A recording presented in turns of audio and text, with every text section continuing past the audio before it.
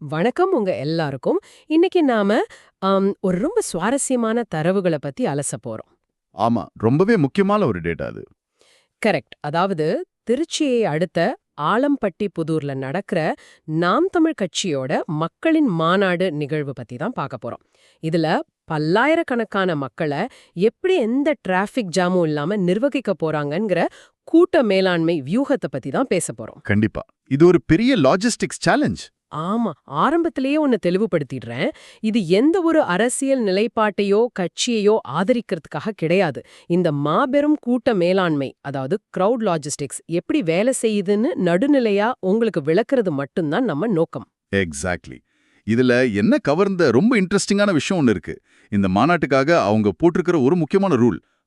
எந்த வழியில வந்தீங்களோ அதே வழியில தான் திரும்ப போகணும் அப்படிங்கிறது தான். இது கேக்குறதுக்கு ரொம்ப சாதாரணமா இருக்குல்ல? சாதாரணமா தெரியலாம். ஆனா கூட்ட வேளாண்மையில இது ரொம்ப ரொம்ப முக்கியமான ஒரு கட்டளை. ஆமா. எனக்கும் அந்த தரவுகளை படிக்கும்போது ஆச்சரியமா இருந்துச்சு.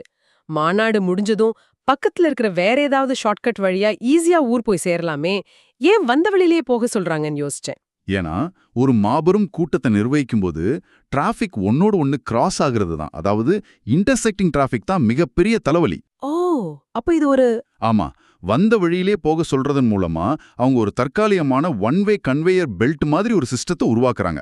ஒரு பக்கமா உள்ள வந்து அதே பாதையில வெளியே போகும்போது எந்த இடத்துலயும் பாட்டில் நெக் உருவாகாது, டிராஃபிக் ரொம்ப ஸ்மூத்தா இருக்கும். ரொம்ப லாஜிக்கா பிளான் பண்ணிருக்காங்க. இத செயல்படுத்துறதுக்காக தான் மண்டல வாரியா ரூட்களை பிரிச்சிருக்காங்கன்னு நினைக்கிறேன். ஆமா, சரியா சொன்னீங்க. குறிப்பா சென்னை, அரியலூர், கரூர், நாமக்கல் மற்றும் டெல்டா மாதிரியான வட மாவட்டங்கள்ல இருந்து வர்றவங்க திருச்சி மாநகர எல்லைக்குள்ள நுழையவே தடை விதிச்சிருக்காங்க. கருமண்டபம், அரிஸ்டோ ரவுண்டானா, மன்னார்புரம் மாதிரியான சிட்டி ஏரியாக்களை உங்க முற்றிலுமா தவிர்க்கணும். இதுக்கு ஒரு நல்ல உதாரணம் சொல்லணும்னா இதை ஒரு பெரிய வாட்டர் டேங்க் கூட நீங்க கம்பேர் பண்ணி பார்க்கலாம். வாட்டர் டேங்குங்களா? ஆமா. எல்லா தண்ணியும் ஒரே பைப் வழியா அனுப்புனா டேங்க் நிரம்பி வழிஞ்சிடும் இல்லையா? அதுபோல மொத்த வாகனங்களும் திருச்சி சிட்டிக்குள்ள வந்தா வீக்கெண்ட்ல உள்ளூர் மக்களோட இயல்பு வாழ்க்கை முடுங்கிடும். முக்கியமா அவசர போக்குவரத்து பாதிக்கப்படும். கண்டிப்பா. அதனாலதான் டிவிஎஸ் டோல்கேட், மணிகண்டம், புங்குடி, சத்திரப்பட்டி வழியா ஒரு ரிங் ரோட் சிஸ்டம் மாதிரி மாற்றுப்பாதையை உருவாக்கியிருக்காங்க. சரி, வட மாவட்டங்கள்ல இருந்து வர்றவங்க சிட்டிக்குள்ள வராம பைபாஸ் பண்றது ஓகே. ஆனா தென் மாவட்டங்கள் மற்றும் புதுக்கோட்டையில இருந்து வர்றவங்க என்ன பண்றது? அவங்க சிட்டியை தாண்டிவன வரணும். அங்கதான் அவங்களோட ட்ரிக் இருக்கு. அவங்களையும் சிட்டிக்குள்ள விடாம விராலிமலை, இனாங்குளத்தூர், ஜே கல்லூரி வழியா டைவர்ட் பண்ணிடுறாங்க. அப்போ திண்டுக்கல் தேனியில இருந்து வரவங்களுக்கு அவங்களுக்கு இன்னும் ஈஸி. அவங்க திருச்சி எல்லையில கூட நுழையாம வயம்பட்டி, மணப்பாறை வழியா நேரடியாகவே மாநாட்டு திடல ரீச் பண்ணிட முடியும். எந்த திசையில இருந்து வந்தாலும் டிராஃபிக் ஒன்னோடு ஒன்னு முட்டிக்காத மாதிரி இதை டிசைன் பண்ணிருக்காங்க. இந்த ரூட் மேப் எல்லாம் பார்க்கும்போது இது ஏதோ டிராஃபிக்கை கண்ட்ரோல் பண்றதுக்காக மட்டும் செஞ்ச மாதிரி தெரியல. இதுக்கு பின்னாடி ஒரு முக்கியமான டைம் மேனேஜ்மெண்ட் இருக்கு. ஆமா. மாநாடு சரியா மாலை 4 மணிக்கு தொடங்குது. எல்லாரும் 4 மணிக்குள்ள வரணுங்கிறதுக்காக தான் இந்த வியூகமே இல்லையா? சரியா சொன்னீங்க. பல்லாயிரக்கணக்கான மக்கள் சரியான நேரத்துக்கு வந்து சேரணும். 4 மணிக்கு கலை நிகழ்ச்சியோட மாநாடு தொடங்குது.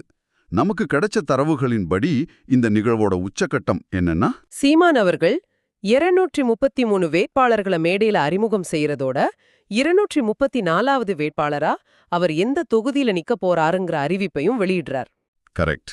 இந்த முக்கியமான நிகழ்வுகள்ல எந்த தாமதமும் ஆகக்கூடாது, யாரும் போக்குவரத்து நெரிசல்ல சிக்கி இதை தவறவிடக்கூடாதுங்கிறதுக்காகவே இந்த துல்லியமான லாஜிஸ்டிக்ஸ் பிளான்.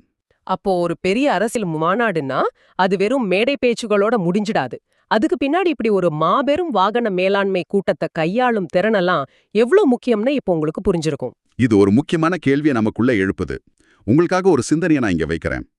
பல்லாயிரக்கணக்கான மனிதர்களையும் வாகனங்களையும் எந்த விதமான குழப்பமும் இல்லாம இப்படி நேர்த்தியா நிர்வகிக்கிற ஒரு தளவாடத்திறன் ஒரு கட்சியோட அரசியல் மற்றும் தேர்தல் வெற்றிக்கு எந்த அளவுக்கு ஒரு மறைமுக அளவுகோலா அமையும்?